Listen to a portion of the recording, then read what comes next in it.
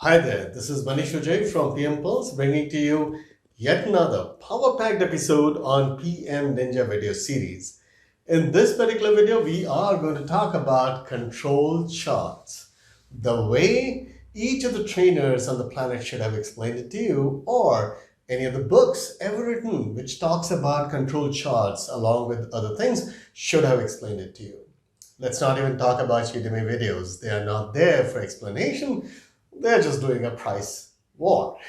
So let's not even bring that into picture. But I'm going to explain to you control charts in a manner which is going to make you watch this video once and you will actually understand it practically, completely forever. And then no matter what kind of questions that they throw at you in any of the certifications where control chart is one of the important subjects, and you'll find answering each one of them scenario, tricky, no matter what they are, would be a cakewalk just by going through it once. This is how PM Pulse works. Imagine each and every concept on the entire project management is explained to you in this manner. Keep watching.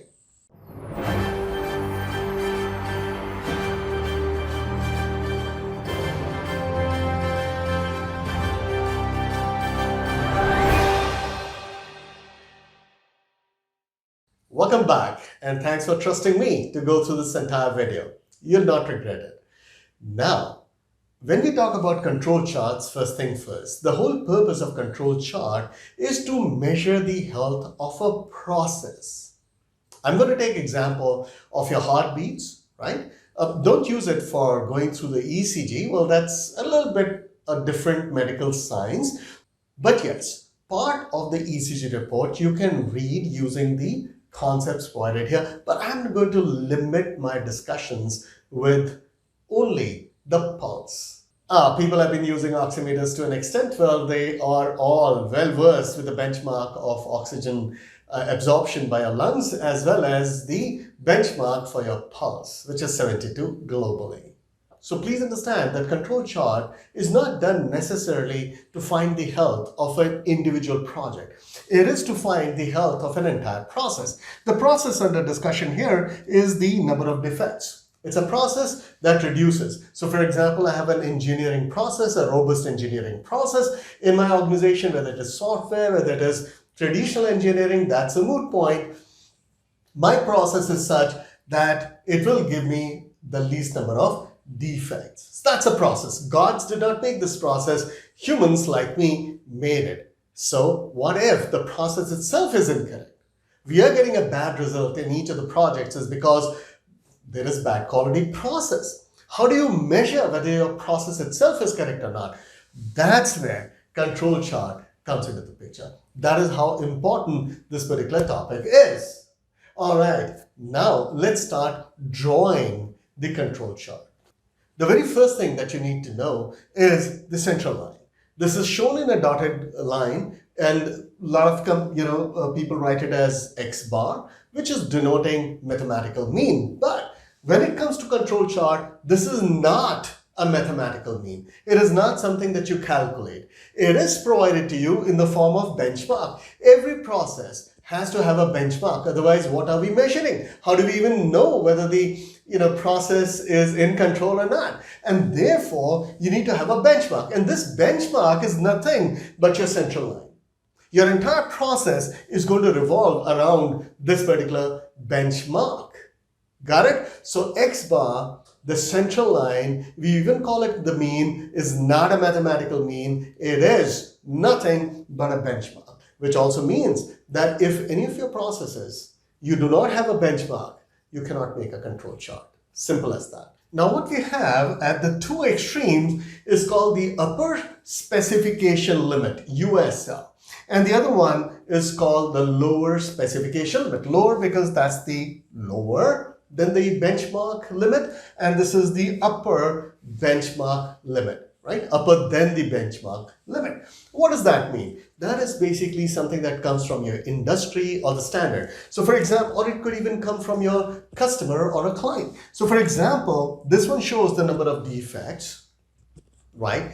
And well, your benchmark is supposed to be something like, I'm just going to kind of spitball it, say 40 defects per 1,000 square feet, or whatever is that unit of measure. If it's software, lines of code, function points, or something like that. So let's say the benchmark is 40, right? Just like your heartbeat, your pulse should be 72. That's a global medical benchmark. Now, the industry has already told you, or your customers have already told you that, dude, if any of your releases or any of the stuff that you make goes, the number of defects that I have, if I get, is going to be beyond, let's say, 150 defects per 1,000 square feet, or whatever is the unit of measure, well, then your entire quality process is useless. It's gone. It's finished, right? Your process itself is gone. On the other hand, there's something like 10. If I get less than 10 defects, it means that you're not doing proper testing. That means there are a lot of things that's going to happen later on. There is a latency because the organization standard, or the general standard is 40. That means if you get less than benchmark, is fine. But if you get to the extent of 10, it means that you are not reporting, or there is something wrong with the testing, right? It's just not possible, right? This is something very similar to what happened during many COVID reporting. A lot of chief ministers started, they didn't report, right? For example, from Bengal and from many other places, they didn't report. That doesn't mean that, they're not having infections.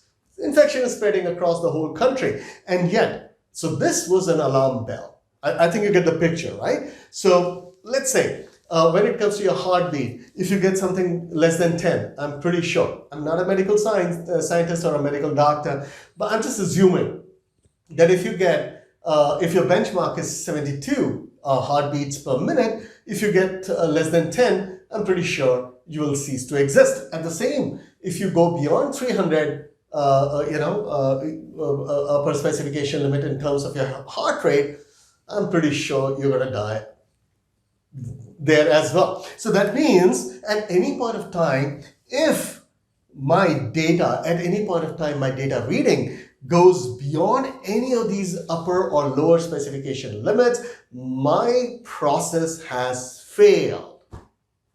So are we going to wait till the entire failure of the process? Or are we going to do something like a early warning sign? Am I going to wait that my heartbeat reaches to an extent, or my number of defects reach an extent of 150 before I start taking some corrective action? When? Right? Because if I let it go beyond the upper and lower specification limits, already too late. The process ends, or I end, like if you're talking about heartbeats, right? And therefore, since we cannot wait for breaching the upper specification limits and lower specification limits, we need something known as early warning signs. And these two new signs or new lines that you see right here, called upper control limits and lower control limits, these are your early warning indicators. That means if I breach the upper control limit or the lower control limit, it's not necessary that my entire process has failed, right? But it gives me a very good indicator, dude, you need to take a corrective action. As long as my data remains between these two early warning signs of upper control limit and lower control limit, I'm in control, right? That means if I violate upper control limit or the lower control limit, I still have time to correct myself. All is not lost, right? That's a smarter way to work, right? And that's exactly what is control charts all about. That means when it comes to my heartbeats, I could have something known as something over here, upper control limit of, okay, I'm kind of spitballing here because I'm not from the medical background. So something like, let's say 200. So if my heartbeat goes beyond 200, well, I'm not going to pass away, but then probably I'll have to be admitted in a ICU or something to help me kind of stabilize, and then shift me back to recovery to come back to my original or as near to the benchmark as possible. Same is the case here, that if I read something like 20, it does not mean that I'm going to flat line. It simply means that, well, my heart process is not completely failed, but I think it is time for me to, get into ICU and get me back up there. So therefore, these are the upper and lower control limits. Who says they have to work only for your heartbeats? They will even work for your defects. They'll work for any process that has a benchmark. Remember, when you have a benchmark, you will get your upper and lower specification limits from the industry or the quality standards that you're following, or from your own organization, sometimes within your own organization, and sometimes from your own customers. But remember, if you violate the upper and lower specification limits, the process is dead. And therefore, you need to have your own early warning signs called upper control limits and lower control limits, and they usually come from within the organization. There is no global standards for upper control limits and lower control limits. It will change from industry to industry. Right? So even when it comes to your heartbeats, different countries and different medical systems follow different upper control limits and lower control limits. But the benchmark is more or less the same, and the upper and lower specification limits globally are more or less the same for a specific industry. All right, now let's plot some data, right? Did I tell you that control chart measures the health of a process, not necessarily a specific project? And therefore, you might have to, come out with multiple readings from different projects or different phases of a project to understand whether my process is working well or not. So now let's start plotting some defects that we came across through multiple readings.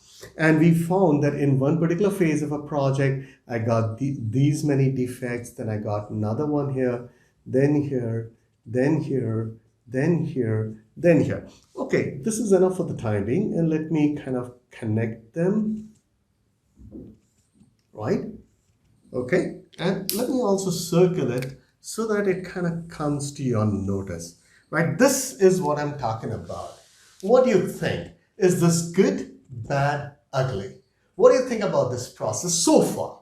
Is it kind of cool, or is it really bad because it's kind of oscillating, fluctuating, right? What do you think? Take a moment to think logically.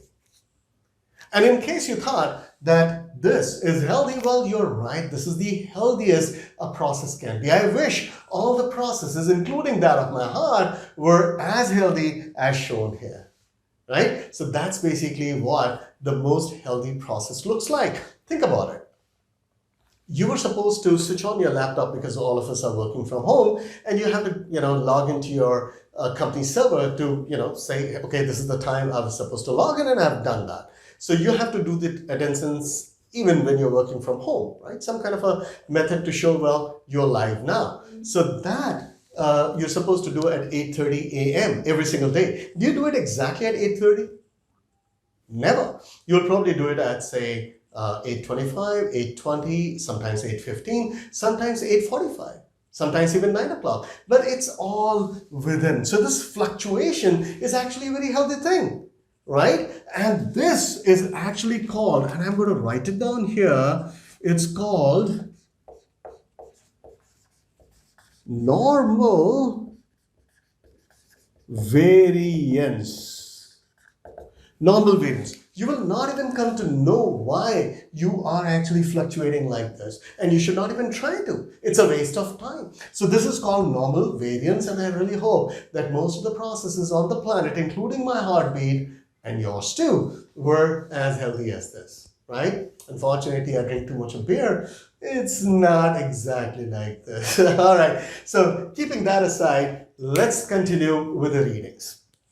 When we continue with the readings, what we also saw that then the readings started coming like this, something like this, right? Let's also make another one.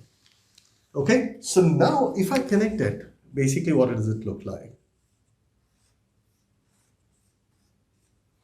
Right? and let me actually circle this. This is the one that we are talking about right now. What do you think? Good, bad, ugly. And some of you would say, I don't think there's anything wrong with this because check this out, it is within the control limits. But some of you might get this feeling, yeah, it is, but it's kind of getting, lopsided. It is getting skewed in one direction. And if you have that kind of a feeling, it's a perfect feeling. This is something that you have to investigate. Sometimes when you drive a car beyond a particular speed limit, not a limit, like beyond a particular speed, let's say 70 kilometers an hour, 80 kilometers an hour, and you hold the steering kind of light, and you find that even if you're on a perfectly straight road, the moment you hold the steering a little lightly, you find as if the car is getting lightly pulled to one direction. That is called misalignment. Now, it could be something very simple that the tire pressure in one of your tires on this side is kind of lower than the other one, so it's kind of getting pulled. But it needs investigation. And what if your entire alignment is off, which is kind of dangerous, right, in the long term? So it doesn't mean that a damage has already occurred. It simply means it needs investigation. That's it. This is called the rule of 7. Why do we call it the rule of 7? Let's count. Number of data points. 1, 2, 3, 4, 5, 6, 7, 8. So the rule of 7, and please write it down the way I actually mention it. Rule of 7 simply means when 7 or more, a minimum of 7 or more consecutive data points. By consecutive, I means without any break. When 7 or more consecutive data points show up on any one side of the mean. That means here we are showing it below the mean, right? What if we show it here? Well, it's the same. It's called the rule of 7. As long as you have 7 or more data points on any one side of the mean, it means you are getting misaligned. Your process is getting misaligned. It's getting pulled into one direction, and it warrants an investigation. Not necessarily that there is something wrong with it. It could be a very simple fix, but it needs an investigation. You never ever let rule of 7 slide. Right? That means if my heartbeats continuously show up like this, it means I'm getting depressed, hypotensive, right? But if I show it constantly over here, it would probably something mean that I'm getting hypertension, right? It could be slightly different from the real medical terms, but I'm just saying, right? It shows you a tendency. It does not necessarily mean. What if I just saw Salma Hayat, right? My heartbeat will definitely be somewhere here, if not out of control. Right? So, yeah, so it could be as simple as that. I just looked at Salma Hayat and I said, oh, what a girl. Lady, actually, right? So, it could be as simple as that. Or it could be that, hey, my sodium levels are a little higher and I need to cut down my LDLs or whatever, the good, bad, ugly cholesterols are up or down, and therefore I need to take action. Nothing serious, but it needs an investigation, right? And that's exactly what this is, rule of 7. Remember that.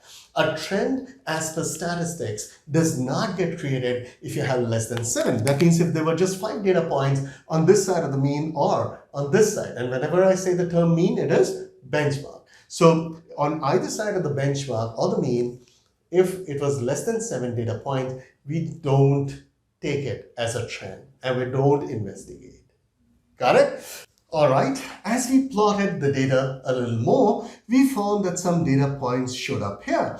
And then this one is kind of put in a red circle, which is a red color is not something that anybody is fond of. It's always a danger sign. And it has done what? It has actually breached your early warning sign called the upper control limit. Now, we would have the same red circle had we breached the lower control limit, right? Both of them are early warning sign. That means my process has not failed, but dude, we need to take action.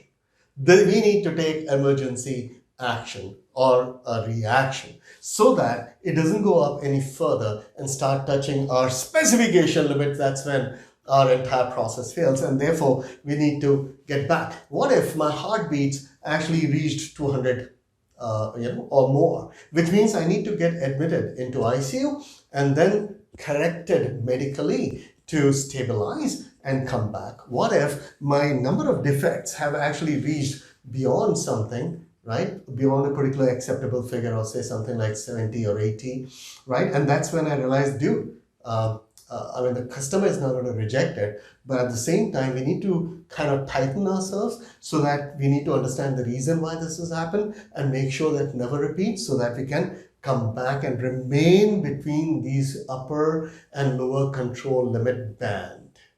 Now, this is what is known as out of control. This is called out of control. Obviously, because we have breached, which means it is out of control but not out of specification. Out of control does not mean that your process has failed. It has not failed. It is out of control, and you need to take an emergency process so that you bring it back. And the other thing you should also know that this is also called assignable cause. This is also called the assignable cause. Now, why is it called an assignable cause? Because the reason why this happened will take hardly any investigation, and you would know exactly why this has happened. Right? Imagine you're supposed to log in at exactly 8:30 every single day in the morning, right? To let your staff, your team members know that you're logged in, you're live. But what if on a specific day you log in at 10 o'clock, 1.5 hour delay, and you would know exactly why you were delayed. You would not know 5 minutes or 5 minutes early or 10 minutes later login. But the day you're 1.5 hour delayed, you know the exact reason why this has happened, right?